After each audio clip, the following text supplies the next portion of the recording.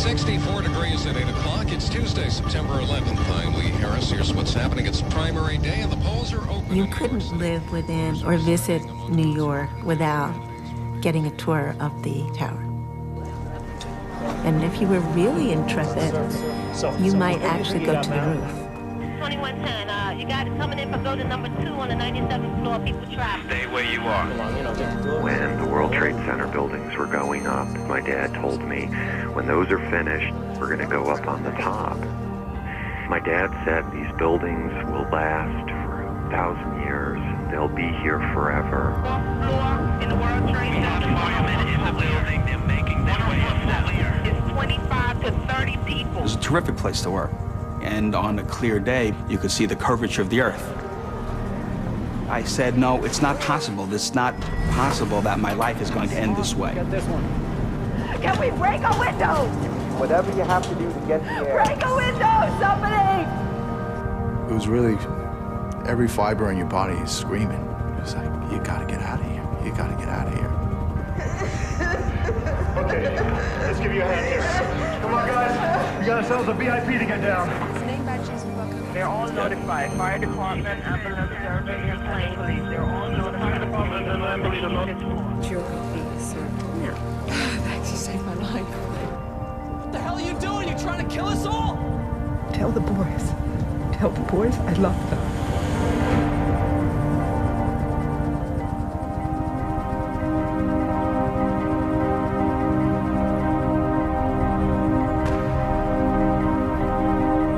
British, huh? Afraid so. So where are you from? London? I'm from the south coast, a place called Hayling Island.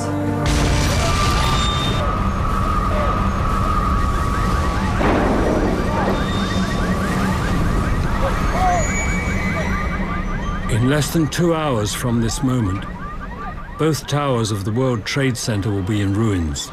A further 3 aircraft will have been hijacked and crashed, and thousands of lives changed forever.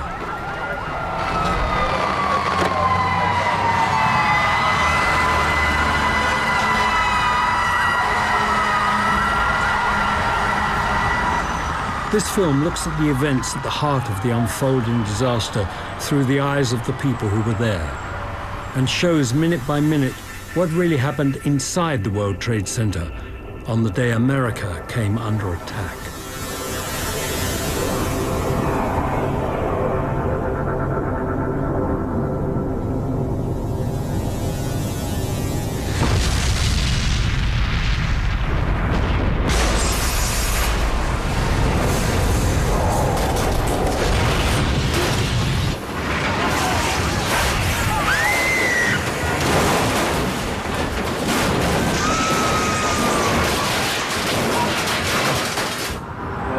I heard the bang.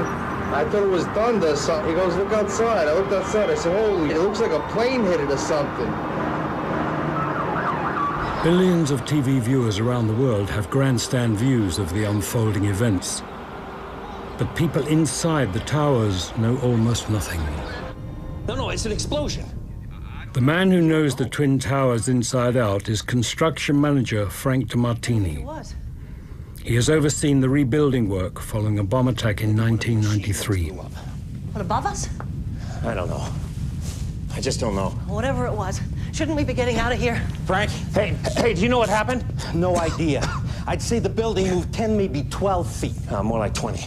What's it like out there? A lot of debris. People pretty shot. Can they clear it? Yeah. Honey, find somewhere less smoky. Alan's office, maybe? Stay there till they find a way out. Mac, Pablo, and me, we're gonna check out the rest of the floor. Frank's wife, Nicole, also works at the World Trade Center as a structural inspector for an engineering firm. Electric 1 to 12. You think the building's all right? If the slip joint's held, yeah. Mac, Yeah, get your gear. right here. Mac? Yeah.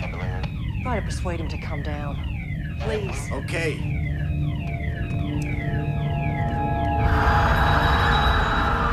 American Airlines Flight 11 instantly destroys 6 floors of the North Tower.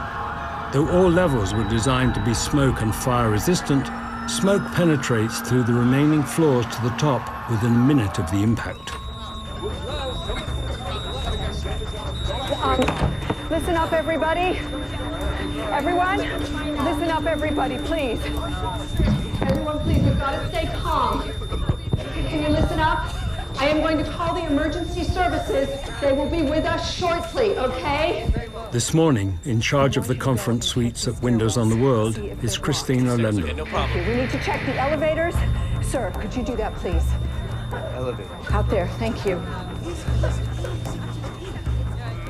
All the phone calls Christine makes this morning to the Port Authority Police Department are recorded and transcribed. Port Authority Police Officer Maggie. Yes, hi, this is Christine, Assistant GM of Windows. We're getting no direction up here. We're having a smoke condition. We have most people on the 106th floor. The 107th floor is way too smoky. We need to know where to direct our guests and our employees as soon as possible. Okay, we're doing our best, man. We got the fire department, everybody. We're trying to get up to you. Right? We'll go back for 2 or 3 minutes and we'll find out what directions you should try to get out. You know, our guests are scared. Stairways A, B, and C blocked off and smoke. Yes. Okay, dear, go back in 2 minutes. Okay. You're on the air right now. Go ahead. What can you tell us?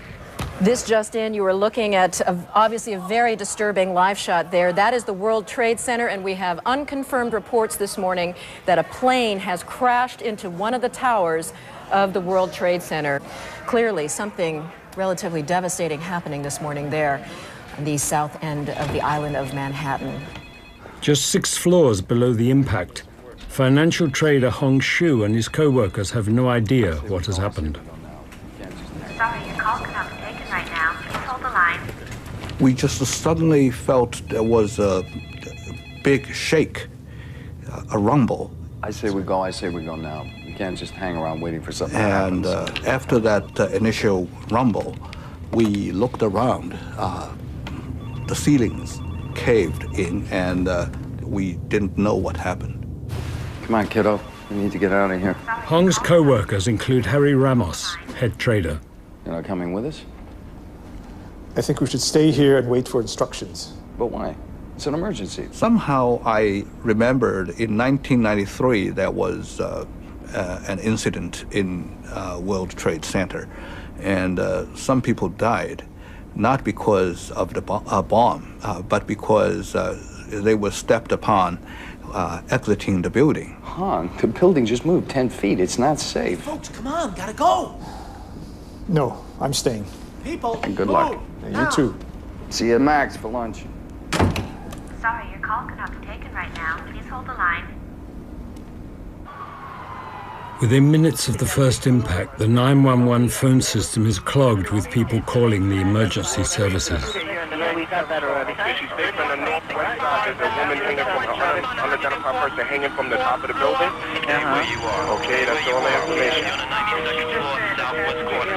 Where you are. People from inside the towers, as well as their families and friends, are calling the Port Authority Security Command Center for instructions and information. We want you out the building, ma'am. Sir, there are emergency services on their way to you. Evacuate the building. Emergency services are on their way. Most of the people who are able to choose to evacuate the North Tower. Others choose not to. And for a very simple reason. They have been told not to. All personnel, remain at your desks. Please remain at your desks. All personnel, remain at your desks. I'm calling on the 43rd floor. What are we supposed to do? We want you out the building, ma'am. Do not use the elevator, use the stairwells. Evacuate the building. But they're saying not to. All personnel, remain at your desks. Please remain at your desks. I'm going to put you on hold. Could you just hold the line for a second? PA's telling them to stay where they are. What? Can we turn it off from here? No.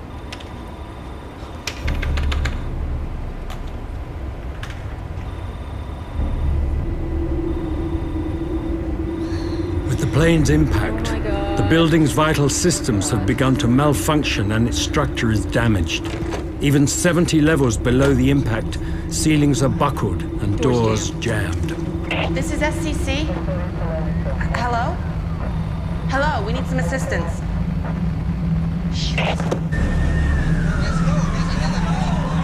Because of the angle of impact of Flight 11, all stairwells and elevator shafts to the upper levels are cut off. Over 1,300 people are trapped. There is no way out and no rescue plan. Sir! Sir, did you check out the elevators? Yeah, but they're all burned out. Right. We need water.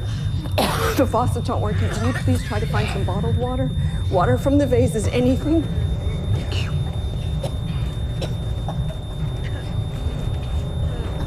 Hello, PAPD. Hi, this is Christine calling from the North Tower of the World Trade Center. We need help. What is your situation?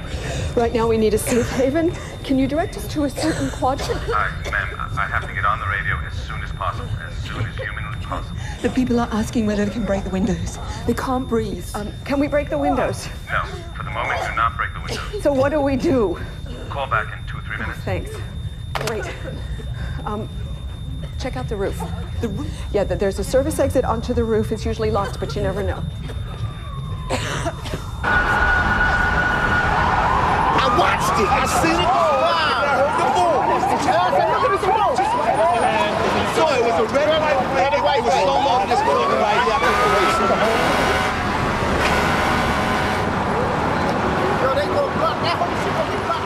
here. Once we turned the corner onto Canal Street, what we saw was a nightmare. So I was looking at 20 floors of fire, which translated into 20 acres of fire. And I'm thinking to myself, how are we going to deal with this?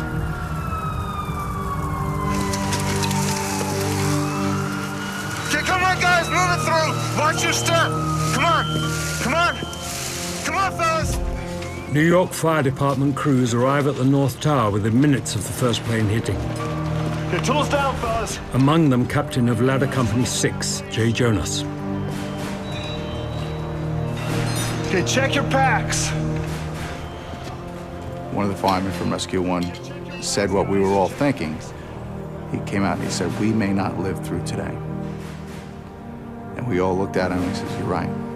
And we stopped and we took the time to shake each other's hands and wish each other good luck. Not yet, guys. They've had their orders. We haven't had ours yet. But out of all those guys I was surrounded by, I'm the only one who's alive. They all perished.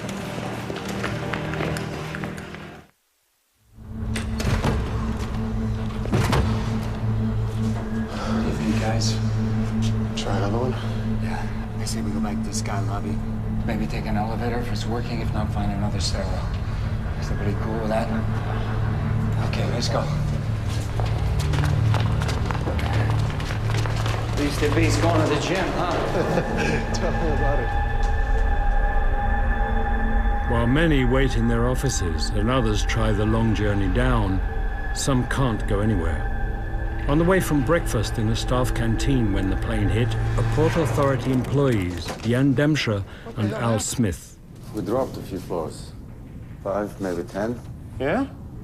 So what do we do now? For all they know, it could simply be a routine fault with their elevator.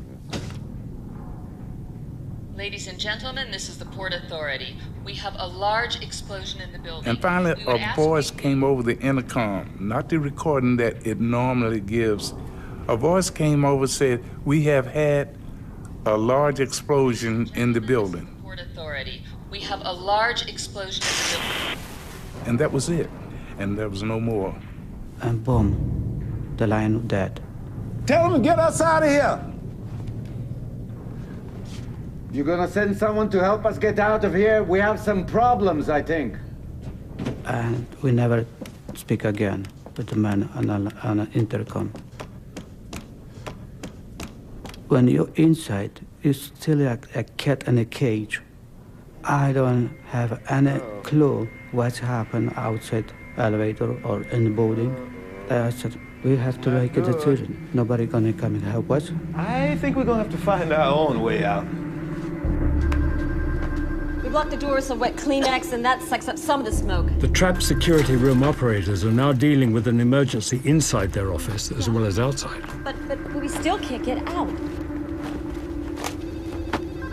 Thanks.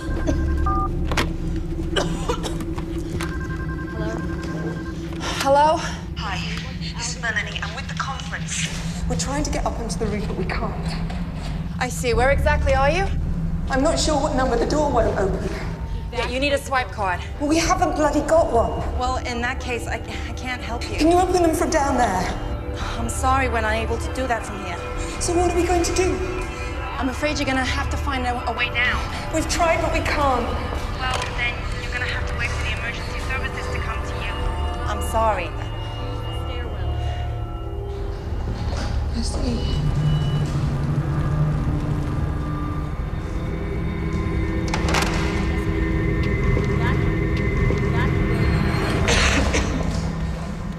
Even if Melanie and the other delegates could make it onto the roof, escape is impossible.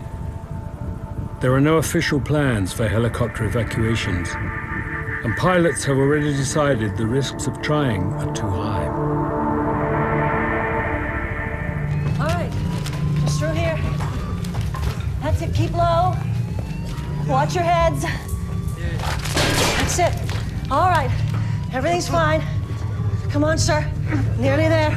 That's it. That's it. Janet, you take him through. Frank. Oh, Frank, are you hurt? No, I'm fine. Oh, do we know what happened? No, but whatever it was, you're leaving. The stairwell's clear. Well, what about you? Aren't you coming? No, when I get everyone out, I'll come down. Oh, no, please, No, Frank. look, there are people trapped up here. I know this building. I know how to get them out. Now, I know what you're thinking. Don't. I'll be fine. Seriously. And that's where Frank would always cross the line.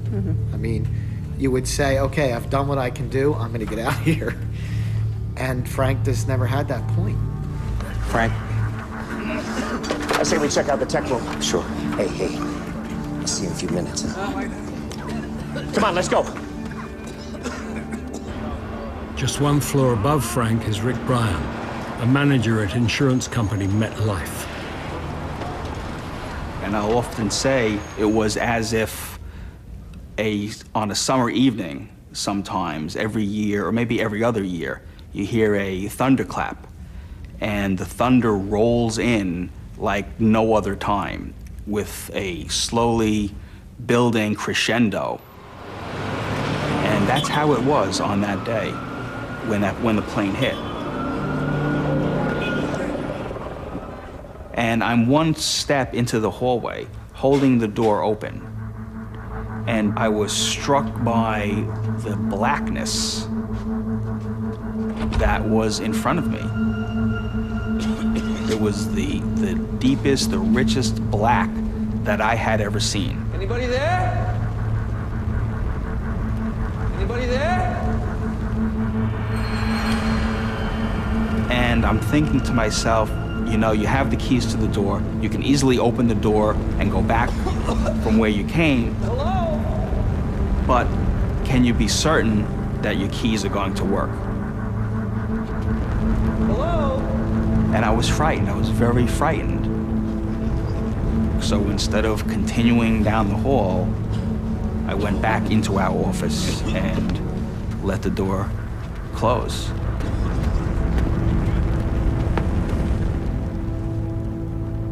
If I had gone down the hallway and died, it would have been better than living with this knowledge of, hey, you know what, when it came right down to it, I was a coward. And it was actually our two co-workers on the other side down that hallway that ended up dying on that day. And I often think now, perhaps I should have continued down that hallway.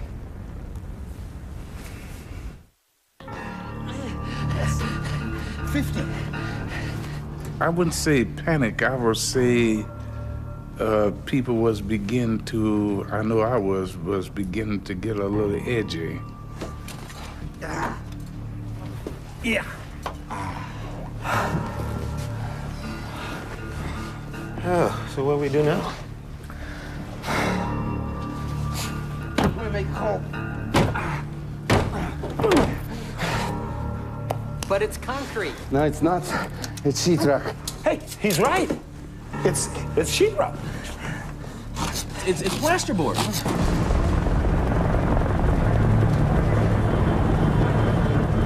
This is Christine again on Windows. We have to have air. The fresh air is going down fast. I am not exaggerating. Ma'am, I know you're not exaggerating. We're getting a lot of these calls. We're setting the fire department up as soon as possible. What are we going to do for air? Ma'am, the fire department is on its way. Can we break a window? You can do whatever you have to do to get the air. Break a window, somebody! Break a window!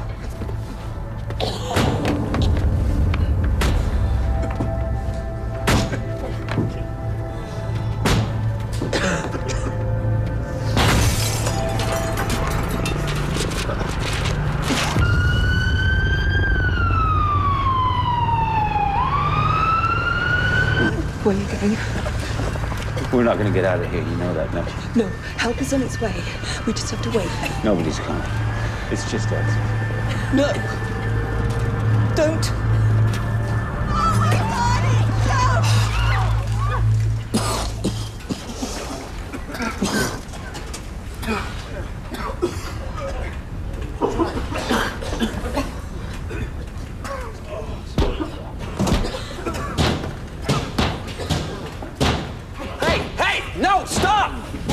What the hell are you doing? You trying to kill us all?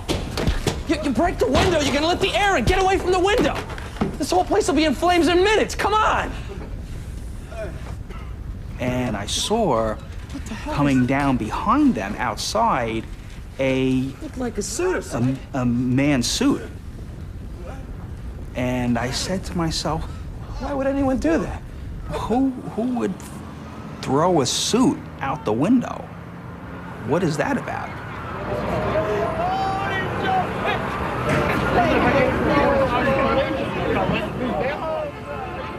More than 100 people jump or fall from the upper floors of the North Tower.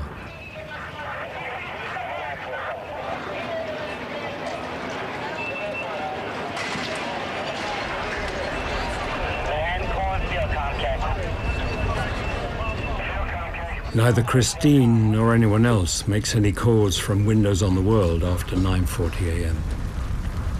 We went to her apartment and that. Her answering machine was just full with messages. No more could be that friends were calling her. Because my son listened to the end. And that answering machine we brought home, that I have it. Just 130 feet away in Building 2, the South Tower, the picture is confused. Some people have seen or heard the disaster which struck the North Tower. Without waiting for the picture to clear, many have taken the decision to evacuate. If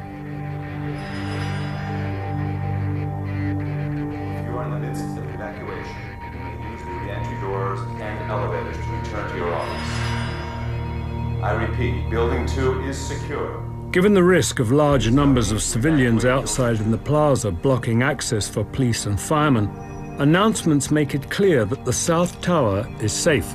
If you are in the midst of evacuation, you may use the re-entry doors and elevators to return to your office.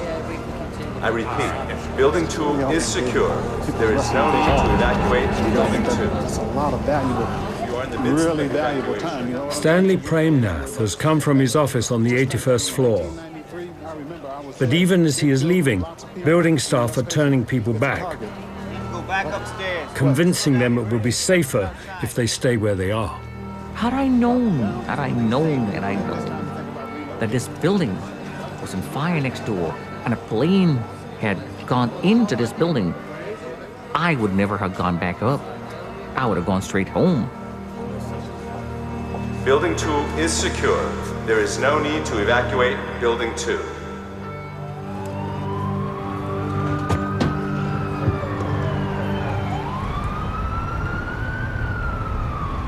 I'm not sure about this, guys. We got no choice. Within short order, it became clear that we had to leave because the smoke was getting frightening.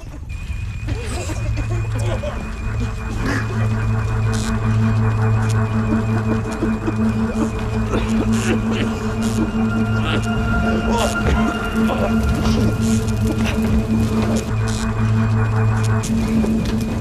guys, this way.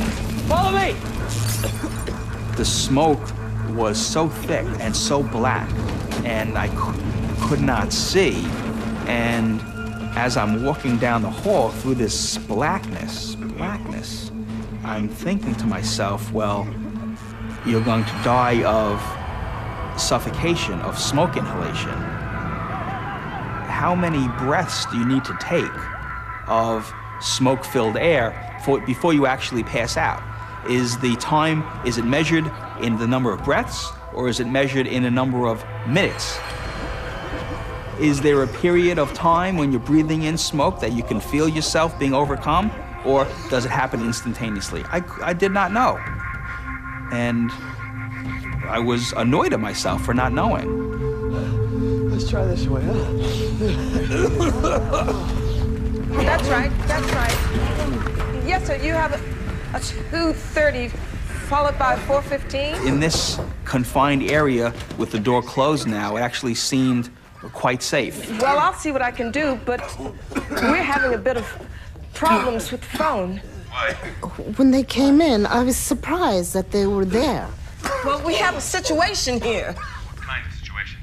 And then I was even more surprised that they had just come out of an office that was on fire. I'm sorry. Do you have a fire extinguisher? On the wall above the cupboard. Thanks. Yes, sir. Yes, sir. Well, I can't do that right now, sir. No, you don't seem to understand. There's a lot going on around here right now. Thanks. Yes, sir? I'll do it first thing tomorrow morning, sir. I said to myself, look, you have to do something. Within 2 seconds, I realized what a ridiculous task I was trying to accomplish. I was trying to put out this inferno with this stream of fluid that couldn't have been more than a quarter of an inch wide. My heart went into my throat from my chest, and at that point, I knew we were in trouble.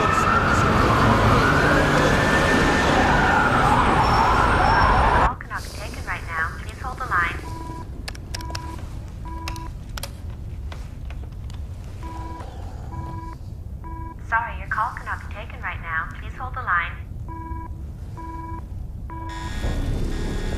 Harry Ramos has reached the main elevator hallway on the 78th floor.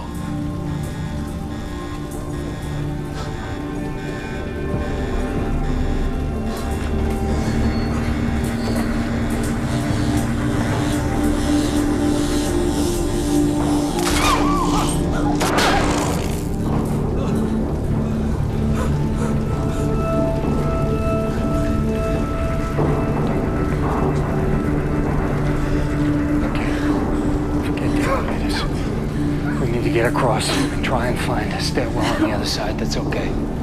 Let's go. And be careful.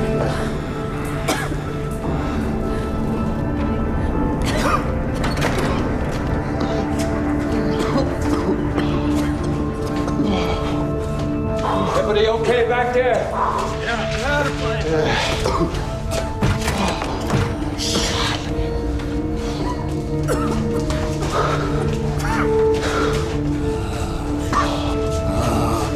Last one, I'm feeling lucky. I knew I was feeling lucky. Come on, we'll be out of here in no time. You know what I think? I might take the rest of the day off. I'll join you.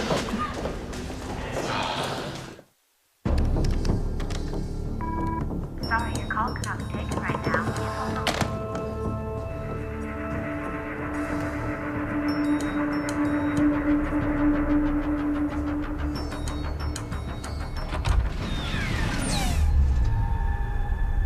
Whereas nearly everyone in the building is heading down, 3 civilians are heading up. Frank DeMartini, Pablo Ortiz, and Mac Hanno. This way, down there. I gotta call my sister. Sure.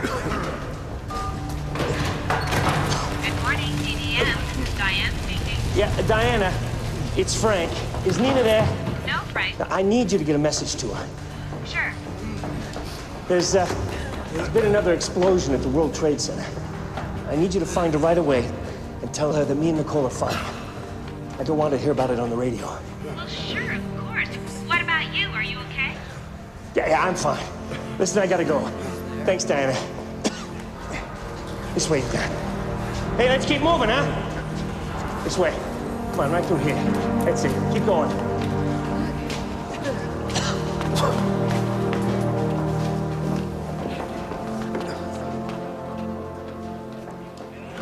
Shortly after 9 a.m., J. Jonas, captain of Level 6, is receiving his orders to go up the North Tower. He just closed his eyes and he shook his head and he says, just take your guys upstairs and do the best you can. And out of the corner of my eye, I saw a big black shadow on the ground.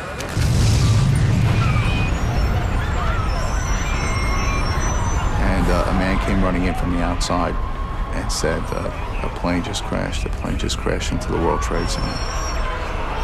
United Airlines Flight 175 bound for Los Angeles hits Building 2, the South Tower, at 9:03 a.m., less than 17 minutes after Building 1 was hit. No.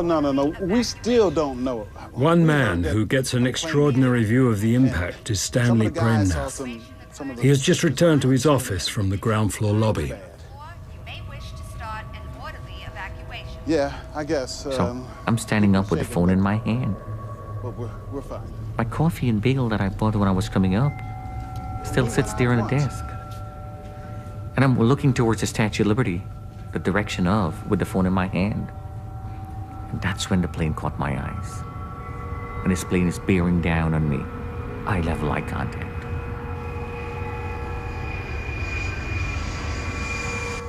I'm hypnotized standing up there. I'm not having time to react. All I'm looking at is this plane, and it's getting bigger, bigger, bigger. Lord, I can't do this, you take over. And I dove under my desk.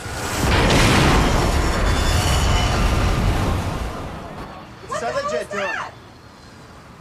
Holy.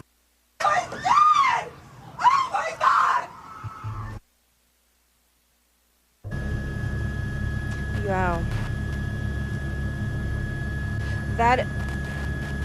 That apparently does look like it is in the other building at this point. That's terrible. All right, this is 16. I could have thought it's all a hung up, but he's got a new explosion. This happened at 2 World Trade Center on the 80th floor. Oh. The plane hits the South Tower between the 77th and the 85th floors. Because the plane struck at an angle, one staircase to these floors is, for a short while, passable. And there is another extraordinary piece of luck. The strange thing, the bizarre thing is, the phone starts to ring. I don't know who is trying to dial me, but the phone is ringing. And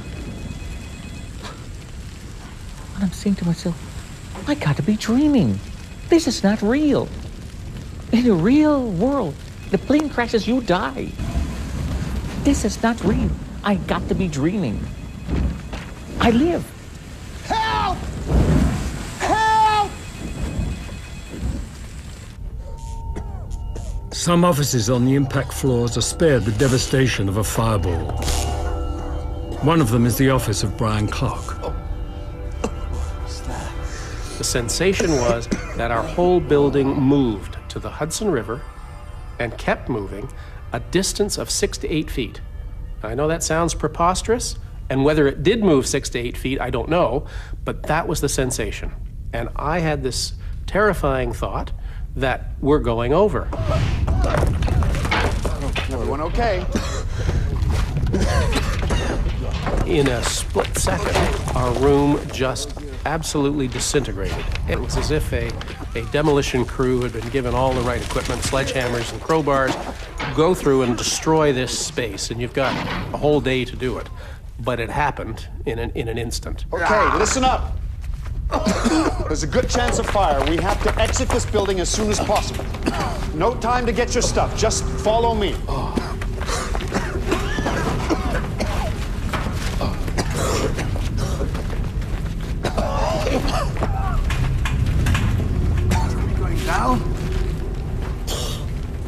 Yeah. We're going down.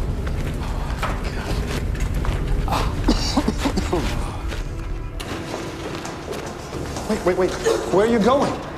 It's bad down there. Smoke, flames, real bad. Oh, I understand. But trust me, we have to get out of the building. And the only way out is down. I say we go back up. Yeah, me too. I don't know when. Look, I say we keep going, check it out. See if we can't find a different way down. Look, it's bad upstairs, but it's not gonna get any better. But what if we can't find a way out? Well, then we'll just have to see. What about the roof? No way! Help! What's wrong? Help! What was that? Help! Come, let's go.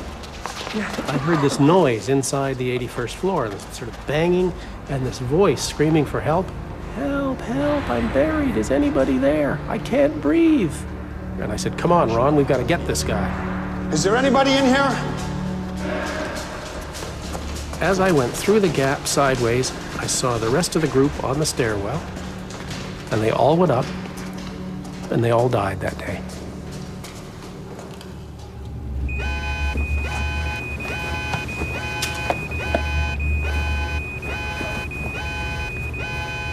Okay. Let's round everyone up, check they're okay, see who's missing. I'll call emergency services again. Elaine Gentle is Director of Human Resources at Private Bankers Fiduciary Trust. Look, check outside to see if you can find a way out. Okay, I'm on it. One of the first calls she makes is to her husband, Jack. Elaine? Yeah, me. First thing I said was, thank God you're all right. And she said, well, not really. I said, well, what do you mean? Well, I don't know. I heard some sort of explosion below us. I don't know what it was. And I said, well, it doesn't make sense because the plane hit the other building. It didn't hit your building. She said, well, there was some kind of explosion beneath us. I don't know what it was. And I didn't know what to make of that. And she said, well... We're trying to figure out what we should be doing. Yeah. It's getting really hot in here, and there's smoke coming out of the vents. She didn't know whether they should stay or leave. And she didn't know what to do about the situation that was growing worse. Elaine, it doesn't look good. I had no idea that there was a plane that hit her building. She had no idea that a plane hit that building.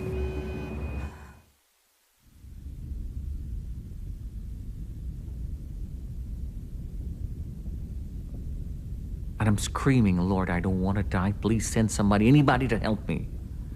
And as I'm screaming, I realize I'm temporarily deaf. I couldn't hear.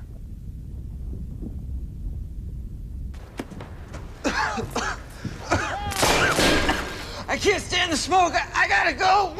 Hey, look, you go back and join the others. It's okay. Hello?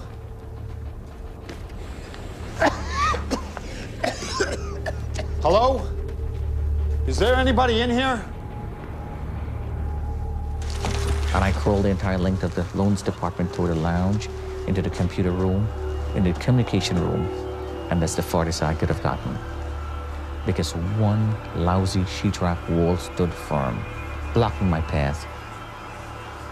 Hello? Hello? Hello? Hey, is someone there? Yeah. I can't see you. Keep going.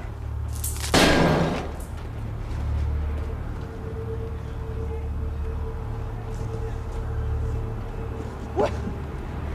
I can't see you.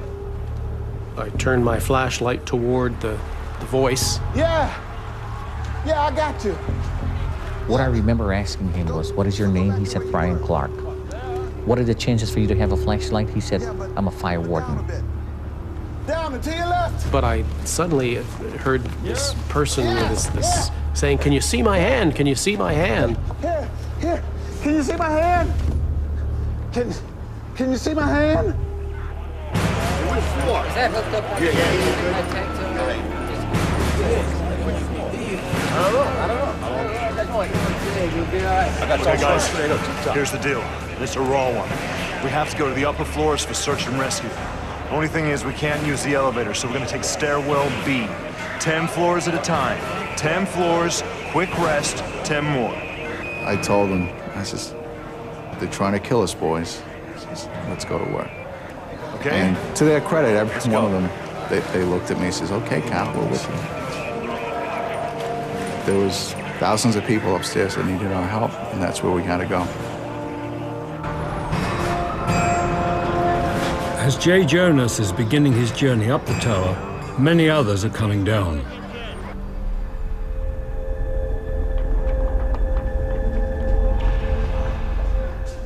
There are over 200 flights of stairs in each tower. To get out of the building by foot takes over 50 minutes. But that's what most of those inside the North Tower are still trying to do. And for some, that is not so easy. One of those who is unable to get out on his own is Victor Wald. Now, he made it from the 83rd floor down to the 59th floor. So he made it down over 25 flights. Sir? Do you need a hand? I just think probably he just became more frightened. Sometimes you just become, you know, you can't move your legs anymore. I'll send someone back up to find you.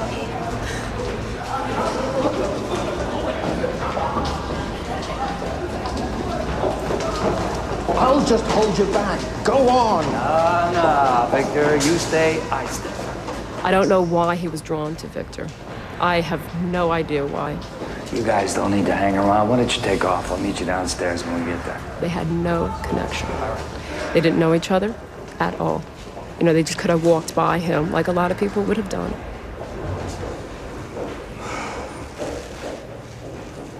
You got any kids? Yeah, 2 daughters. Why? How old are they?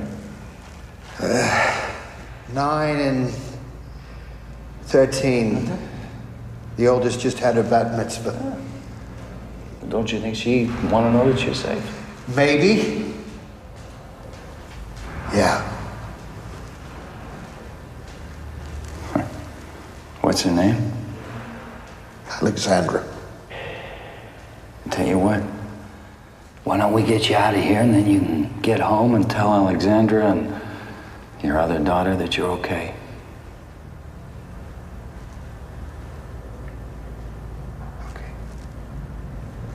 Come on. Yeah, let's get you on your feet. That was when I saw Harry was helping a gentleman who I did not know, and quite slowly. Hey, you decided to take the day off after all. Hong, this is Victor. Victor, this is Hong. We're gonna help him get out of here. Victor? Tell you what, guys, I really could use a beer. Hey, guys, wait up. Yeah.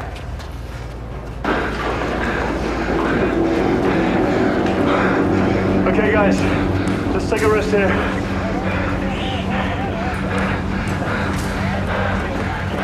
Drink some water. We're at war with somebody. I don't know who we're at war with, but we're at war with somebody. Check your packs. We leave again in 2. Not only the United States is a target, but you know, right where I'm standing is a major target. Now, is there going to be a 3rd plane? Is there going to be a 4th plane? We didn't know. What the hell is it going to be like up there? Guys, you ready? Okay, let's go.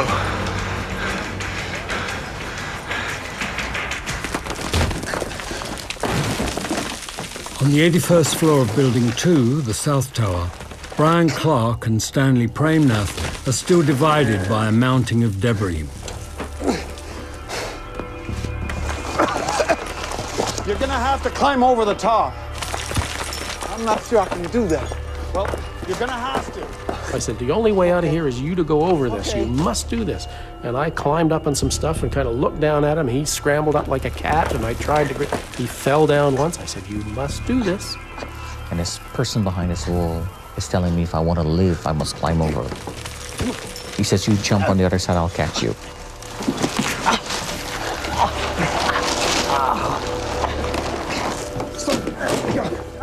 He said, hallelujah, I've been saved, which was sort of took me back. I'm good. This man really thought I was crazy. And I don't know how to thank a man who just saved my life. I reach down, I hug this man, and I give him a kiss. And he gave me this great big kiss. And this man says, whoa, whoa, whoa, whoa, what are you doing? He says, Brian Clark. And he said, I'm Stanley. We'll be brothers for life. I said, well, that's great. As we started to dust ourselves off, I said, well, that works for me. I never had a brother. And now I do. Hey, you okay? Your hand, it looks nasty.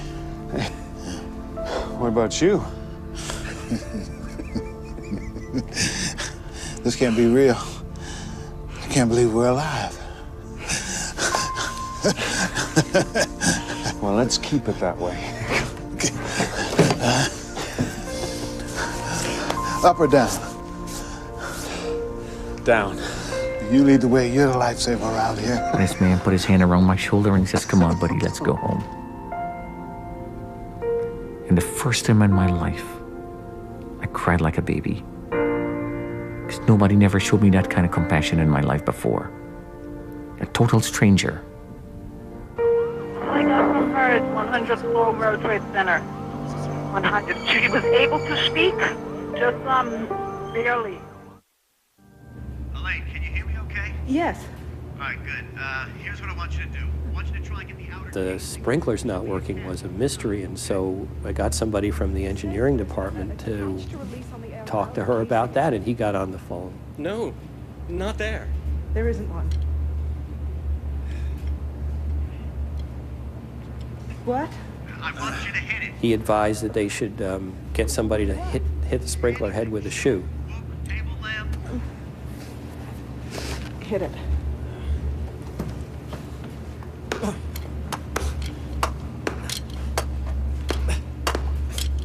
And I heard Elaine say, you know, try it again, try it again.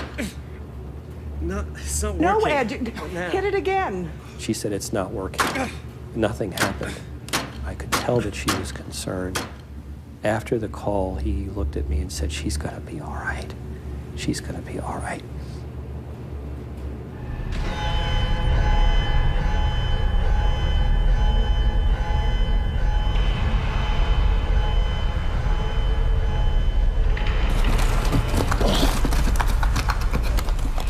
Chip, right, chip, right, chip, right, chip.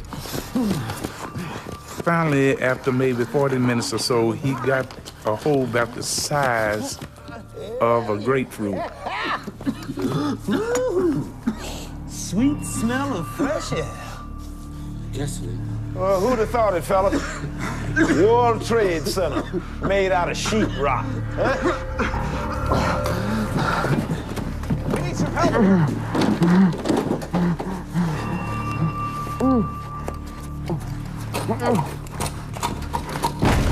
Almost 40 floors above, Frank, Pablo, and Mac are still determined to rescue people trapped in their offices before getting up themselves. It's construction manager on the 88th floor. We're sending 2 more down. We're coming down too. Do you copy? I think he truly did know every inch of the building, both buildings, of the towers. He knew him. Let's head down. Listen.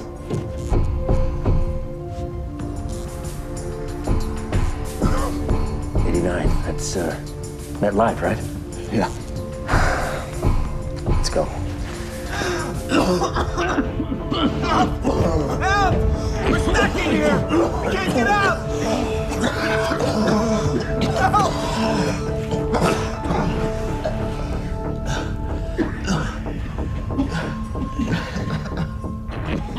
Near the end, or near the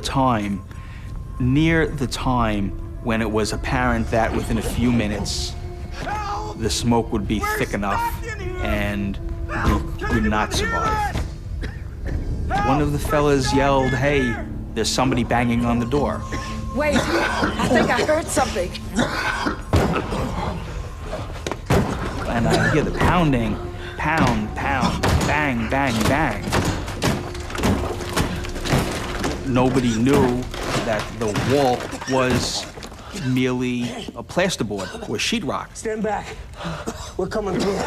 I thought it was concrete. It looked like concrete. It was painted like concrete, but I didn't know. Nobody knew. Hey, anybody hurt? No, everyone's okay. All right. Coming through, Mac. All right, everybody, this way. On this day, Stairwell C. these fellas that were gray-collar workers and blue-collar workers had the wherewithal to save everyone else, while the lawyers and the accountants didn't quite know what to do and had no sense of how to act in this situation. And these fellas did. You all right, sir? Frank, take him down. No. I'm staying here. Frank, Nicole is waiting for you. She'll be waiting for you. Mac? Yeah? Can you get him down? Frank, you go. No. We'll be right behind you after we check out the other floors. Okay. This way, sir. We should head up. If there are people trapped here, there are probably others. You think the structure's holding up?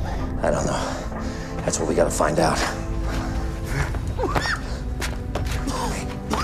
He should head down. And I just said, Thanks, huh? and he nodded back in return.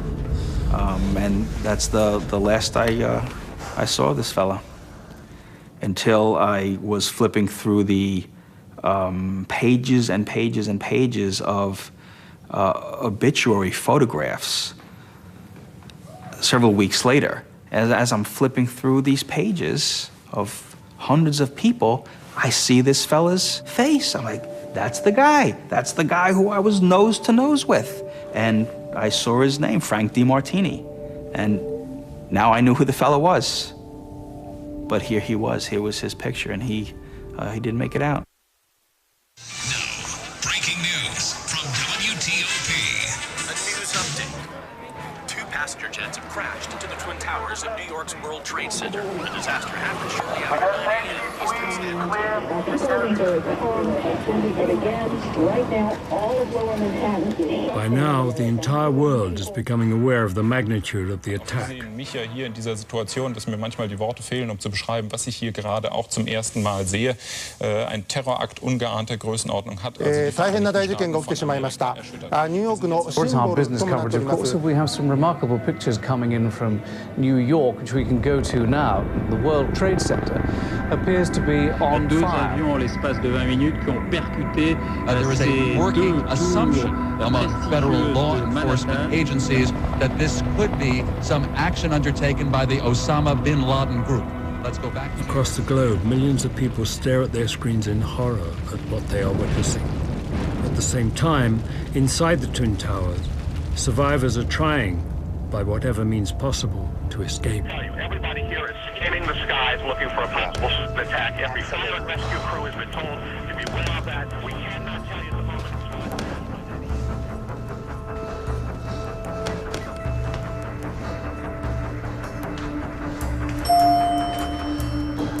It works.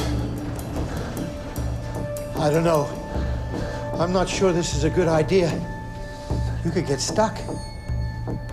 There might be a fire. Yeah, Hong, Victor may be right. We can get down faster. You know what they say about elevators when there's been a fire. Okay. Maybe it's better if we send an object down to the next floor, then call it back up. Yeah, it's a good idea.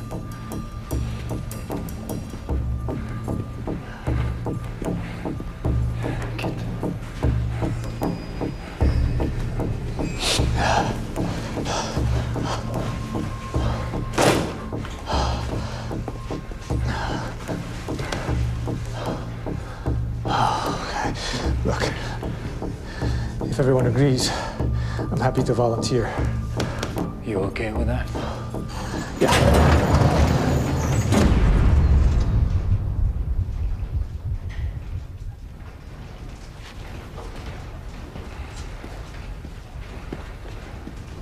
You a trader? Yeah. You think tech stocks are a good bet right now? Victor, you know, I really don't think this is the time or the place. He should have definitely been a professor at Columbia University, a history professor. I think he would have been a much happier man. He got caught up a little bit in having to work, you know, and make a living and having the children in school and with their tuitions and everything, that he just settled for being a stockbroker. And I think he always wanted to do something else.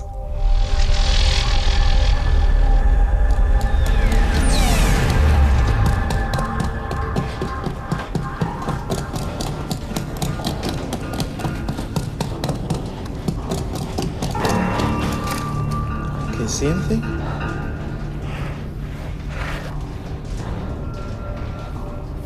There's another wall. Maybe it's thinner than the other one. Well, only one way to find out.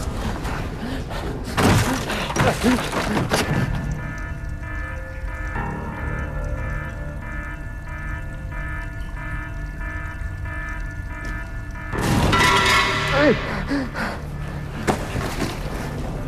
Where are we?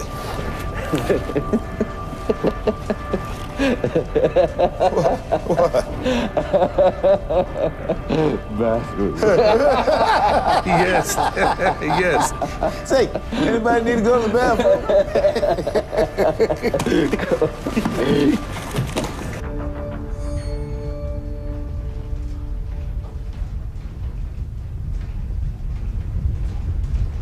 Looks like he got stuck or got out. He'll come back. But what if he doesn't? Then we'll think of something else.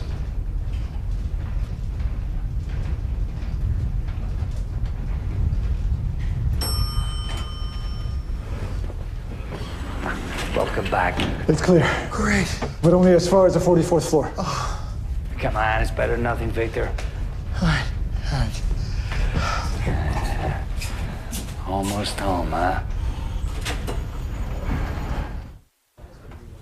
We're gonna try to break out. It's just too smoky in here. Did you wet your clothes? Yeah. Honey, I have to go. Okay. And Jack, tell the boys. Tell the boys I love them. I said, I will. And I love you. She said, I love you. I said, I love you. She said, I love you. I said, I love you. She said, I'm scared. And I said, call me when you get down.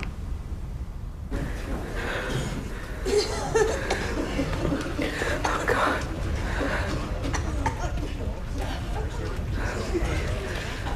Elaine!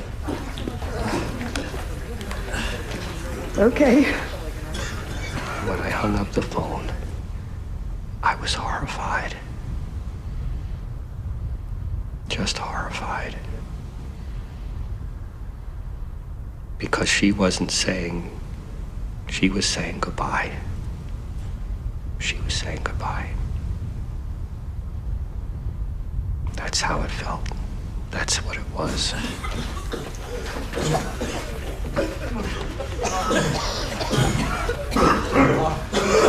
1, 2, 3.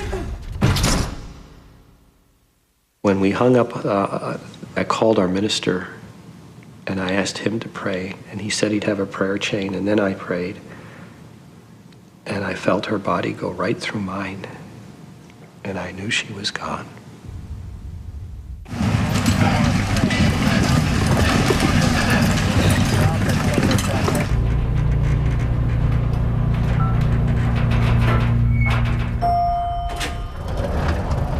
I gotta make a call. It might take a minute.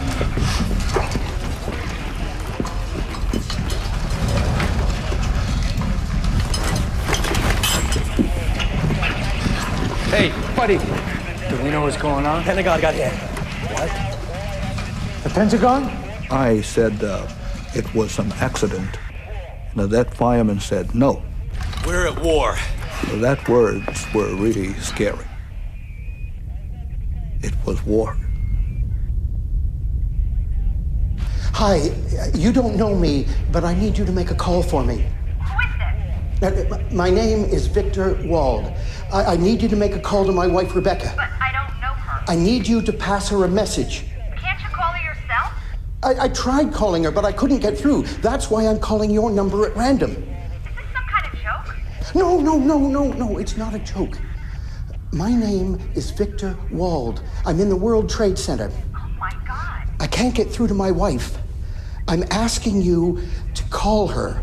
Her number is the same as yours, except there's a 6 at the end instead of a 7. And what's the message? Could you just tell her...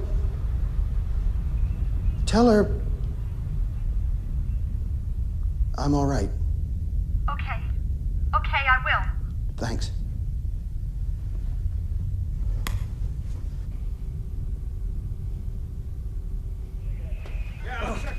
They just hit the Pentagon. We better be clear on these doors. I really think we should go. Now. Al-Qaeda. L1. Come on. Al-Qaeda. They're a bunch of terrorists. Yeah, whoever they are, we gotta go now. I bet you it was them. Guys, take this exit. Come on, up this exit. Go, Victor, go. Oh, not more stairs.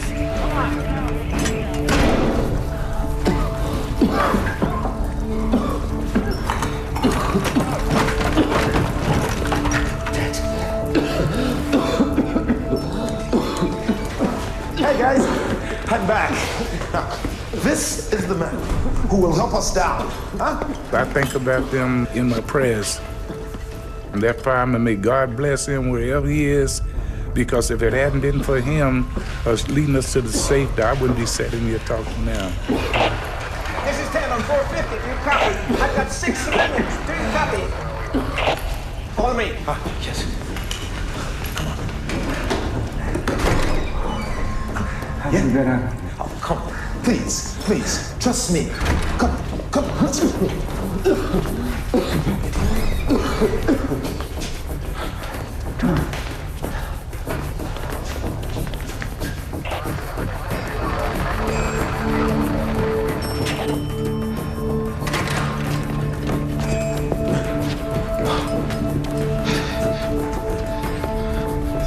Hey, let's hope this one works. No more elevators. What? Are you gonna walk? Well, I prefer. And I come into elevator, I see the big sign, do not use the elevator when it's fire. And I stay and I don't know what to do. I said, something's wrong. Listen, man, it'll take 30 minutes to walk down. We may not have 30 minutes. I said, that's manuscript. Not responsible for yourself, because if you was stuck at another elevator, who's going to help you? You got no choice, my friend. Come on. What's your name? Yeah. Jan? I'm Al. Good to see you. Nice to meet you.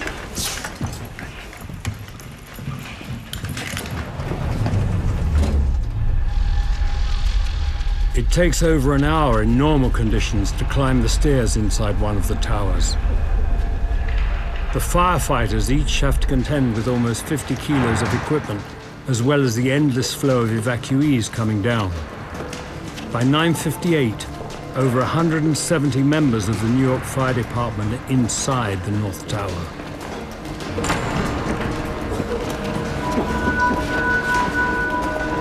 Okay, fellas, this way.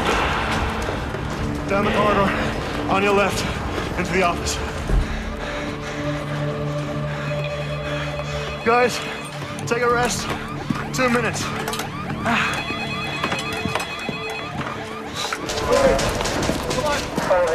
In Building 2, the South Tower, nearly 8,000 people have succeeded in evacuating.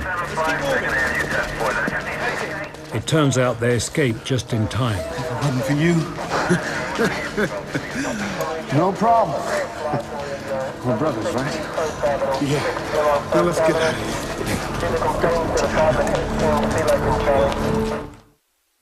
Everyone stick together! Come on! Diane! Rick! I'm coming!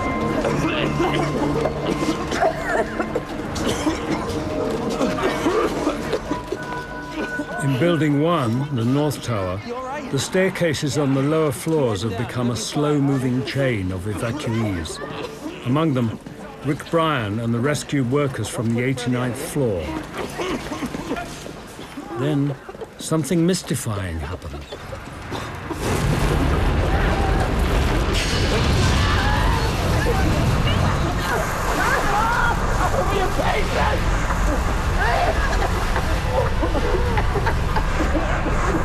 And all of a sudden, a huge cloud of this dark gray smoke comes shooting up the stairway and just covering everyone and everything.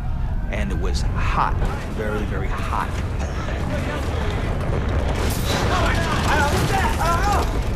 Our building started to shake. It swayed back and forth, and then the lights went out. I said, is that what I thought it was? Thinking that part of our building collapsed. And he just looked at me. South Tower's collapsed. In a very serious face, he said, the South Tower's just collapsed.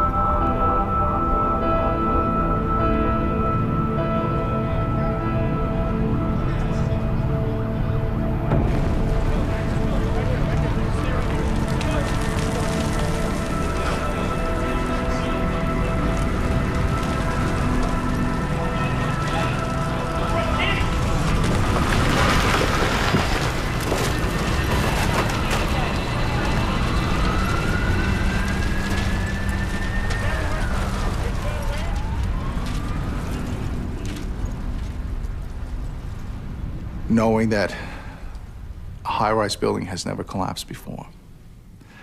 And now the sister building that we were in had suffered the same fate, but it got hit later than ours, had just collapsed. So I'm thinking to myself as he said that, he says, we're gonna be lucky to get out of here. Guys, I want us out of here now. Pick up your stuff, we're heading out right now. Sal, the rope. You got it, Captain.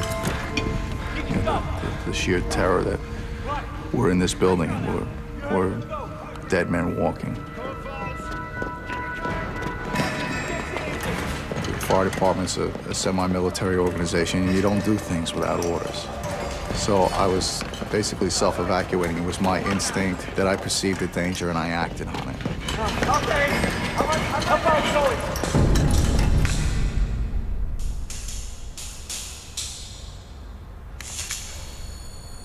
What was that? It sounded like an explosion. Victor, you gotta be positive. We've got to go. In case you hadn't noticed, we're still only on the 36th floor. Well, that's only 36 more floors to go. Now, come on. I wasn't even supposed to be here. What do you mean? Working here. My job, my life. Just pathetic. What, you want me Pathetic. to go ahead and see if I can find a faster route? No, don't leave us. I won't, but we have to go. Now, come on. You think we're going to make it, Harry? Harry. Yeah. We're gonna make it, right? Sure we will. Now, come on. You're gonna have to move, Victor. Get yourself up and let's go. Get moving.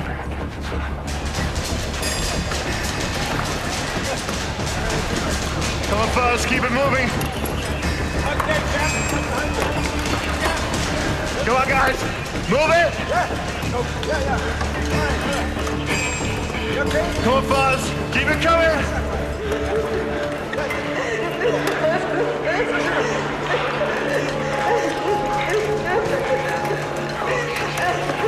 Hey, how's it going? I've got a bad leg. Well, can you walk? Slowly. And Tommy Falco turns around and looks at me and he says, "Hey, Cap, what do you want to do with her?" And I took a deep breath. It's like, Okay, let's give you a hand here. Come on, guys. We got ourselves a VIP to get down. Okay? You ready? Hey, man. Want any help? That's the stuff. Wait here. More steps. All right, take it easy. That's the green. You're real well. and people ask me, says, "Why did you do that? You know, you could have passed her by. Nobody would have known." I says, "I would have known." You know, and the sight of her standing in the doorway would have haunted me forever. Great stuff. You can do it. Come on. Doing fine. Excellent.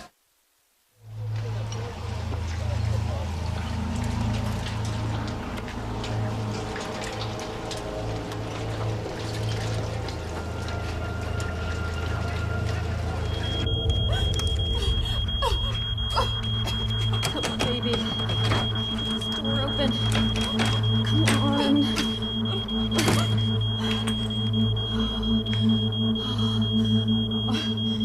They should be here by now.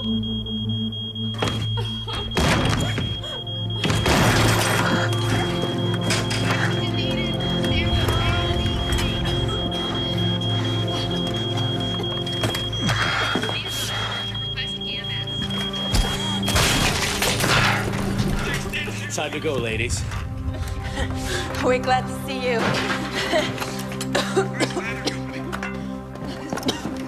Come on.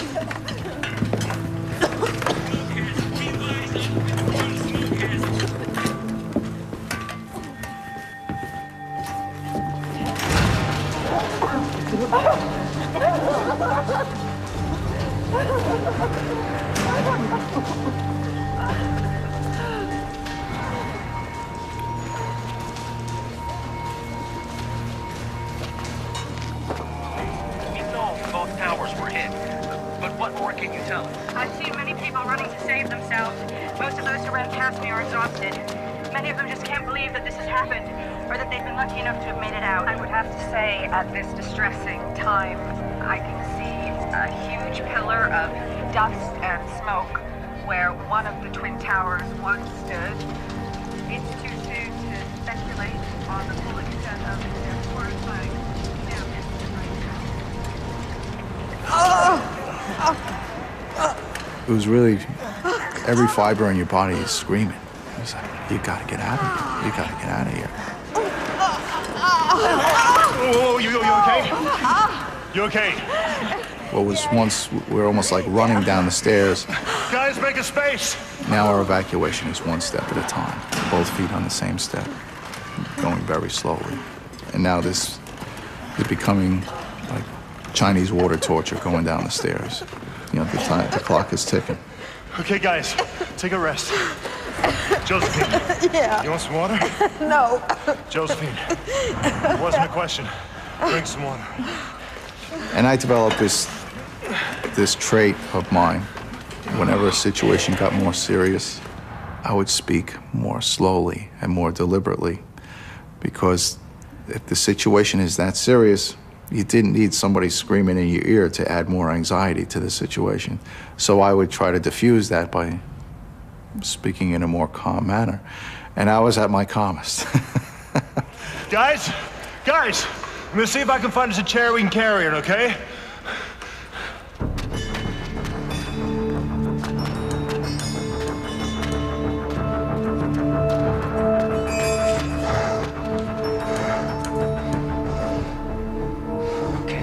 Come on. Come on, let's go. Okay, nearly there. Come on, take my hand. Yeah, go. Yeah, this way. Stairwell C. Any word on our engineer? No.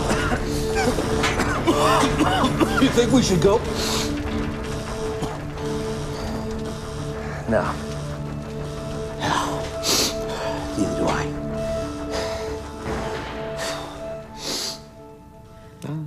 I mean, I think he felt he could do it. I mean, why not? I may be hurt, I may be tired, I may be burnt, but I'll get out. Yeah. I went out from the side of the building, and I kept walking on West Side Highway. And then I heard some people screaming. I looked back. That's when I saw at the very close distance, I saw a building collapse.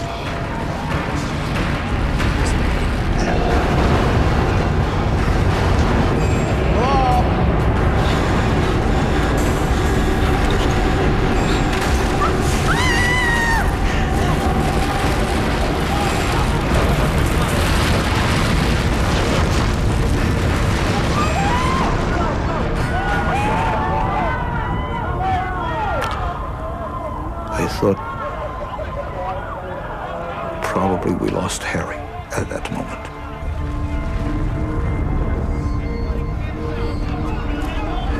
At 10:28 a.m., the North Tower collapses. It takes just 12 seconds.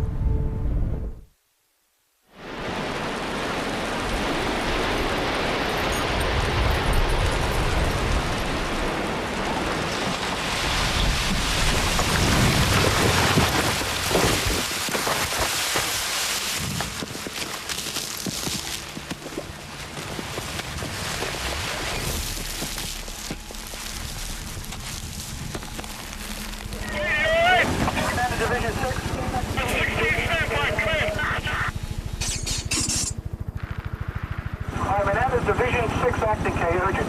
Division 6 acting, go. Alright, you're responding down to the World Trade Center. You're to maintain radio communication and advise Manhattan Dispatch what exactly is going on, Kate.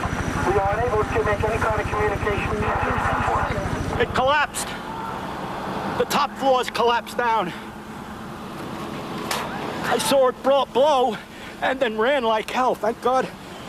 I'm 69, but I can still run. There's got to be firemen trapped back there, though. Everyone watching the collapse of the North Tower immediately assumes that anyone inside must have perished.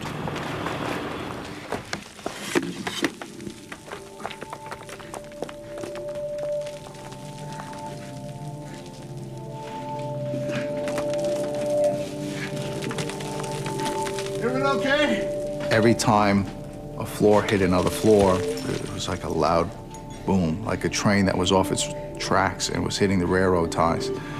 And it was getting closer and closer. Listen up.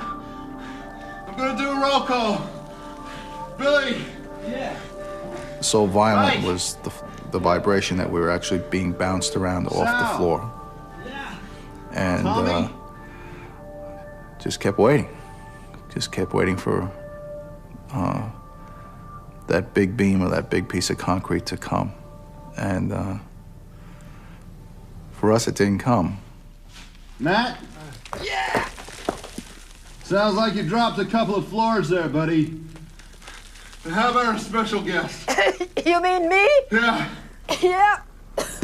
I'm here. And my name's Josephine. Good job, Josephine.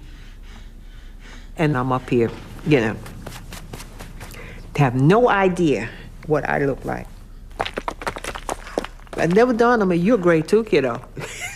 You can all you want, it won't help.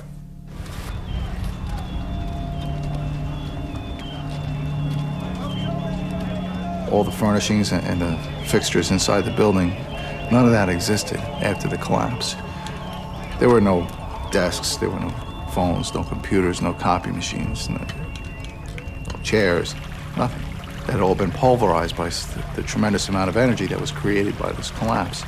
And it was just pulverized into this dust. And we're in the geographic center of that dust. Sergeant Jonas, ladder 6. We're on the 4th floor.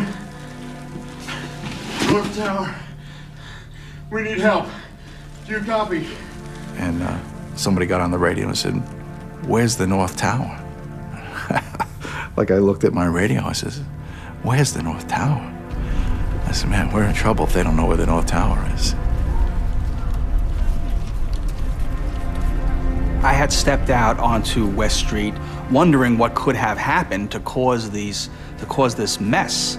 The ash and the fire trucks twisted up like toys. I went back towards the building where there was a fireman, and I walked up to the fellow and I said, "Hey, there's a body over here." He looked at me with the look that I sensed, hey, why is he looking at me like I have two heads, like I'm crazy? Why is he giving me this look? And he said, "Just go on." And I realized there were actually bodies and people scattered all over the place. And you couldn't see what the scene was like because everything was covered with ash. Cones of body. Cones of body. Cones of bodies. Stay with me. Cones of bodies. Cones of bodies. 2,749 people died in the Twin Towers that morning, including Melanie DeVere, Christine Olender, and more than 150 delegates and staff at Windows on the World. Elaine Gentle and 95 of her colleagues at Fiduciary Trust, including Ed Emery. And 84 workers and officials at the Port Authority who looked after the building. The people I knew at the Port Authority, Jerry Guggen, Bill Jones, Tommy, Clara, and Margie, and all these people, they were just, just like...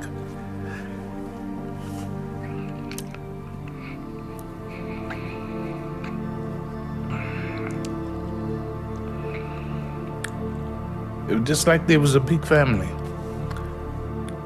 Are you gonna be okay? In the North Tower, Frank DeMartini and Pablo Ortiz both lost their lives. They were still helping people to escape when the building collapsed. Well, I mean, I think for me, there still is this burning, hole that you don't really know what happened. And of course, I would like to know more about, what was happening, and I know he'd love to tell it. He would be so sad to see them fall, and saving as many people as he did, that it was somehow fitting that he went up into the air with the buildings. Along with Mac Hanna, who escaped the building helping evacuees, Pablo and Frank saved the lives of over 50 people. Amongst them were Rick Bryan and the 22 people trapped on the 89th floor, including receptionist Diane DeFontes. Yes, sir, you have a 2:30 followed by a 4:15. Pablo's wife put up a website, and her children were on it, and I sent her an email, and I told her, I tried to tell her how I felt, and that her husband and their father is the reason that I'm alive. And I know that his absence is a terrible thing.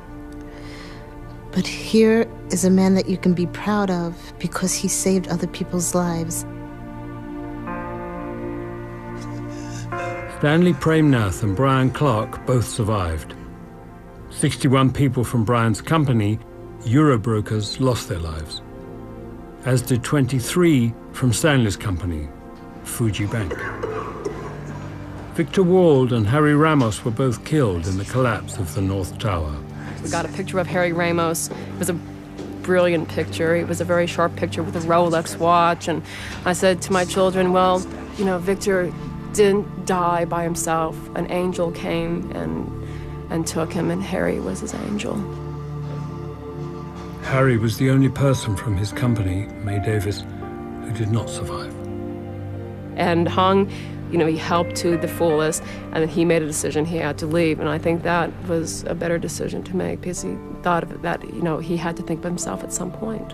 And he tried to help a man, but if Victor couldn't help himself at a point, he analyzed the situation, he made the decision he had to go. He probably feels bad about it, but he made the correct decision. Harry, Harry, if I could talk to you again, I'd like to say we should have left together. The 6 people trapped in elevator 41 all escaped, including Al Smith and Jan Demscher. Can't imagine. I'm short and he's tall. Every day it's with me. It's in my head. There were so many people I knew. Friends, acquaintances, faces in the crowd. And I was there. I survived. But almost 3,000 people didn't. It's hard to escape this memory.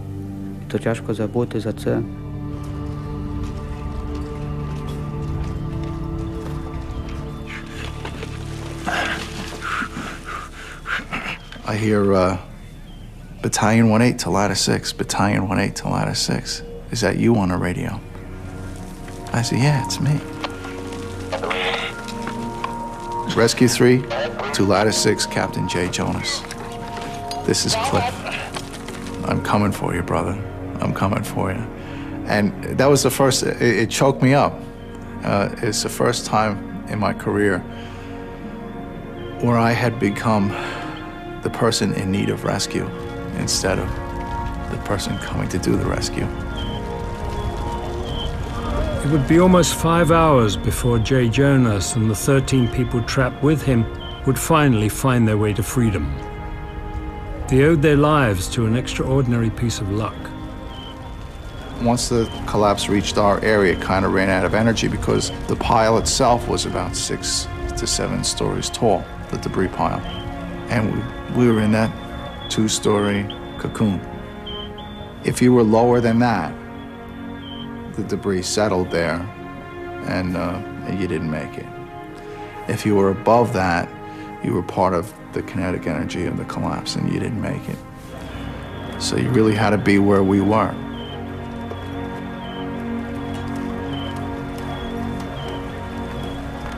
Over there you can see a police emergency service unit.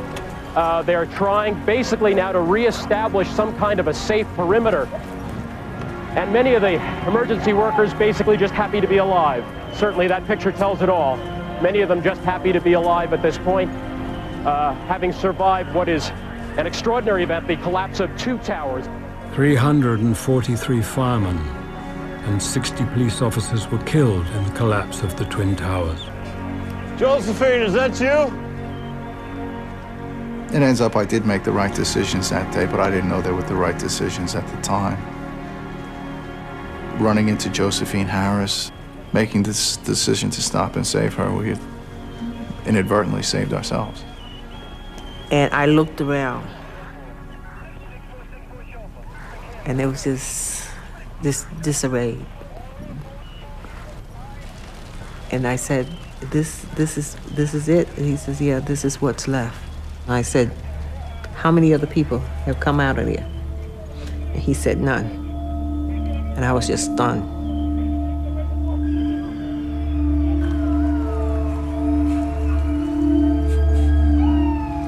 Don't push it under the rug.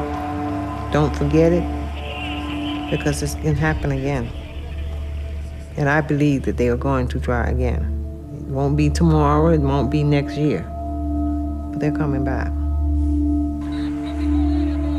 In the 5 years since 9/11, as the bombings in London and Madrid have shown, Al-Qaeda's commitment to simultaneous attacks has not diminished. Josephine Harris is not alone in thinking that one day they will come back. I don't know of a single expert who we interviewed or have talked to before or since we made our report who doesn't believe there'll be another attack. We have made 41 recommendations. We see them implemented only partially, and in some cases not at all. And yet every one of those recommendations, which everybody agrees with, is designed to make the American people safer. If I have a nightmare, it is about the combination of a terrorist and a nuclear device. My worry is that we could be saying the same thing. Why didn't we do this and why didn't we do that? So there will be another attack, and if we're not prepared, God help us.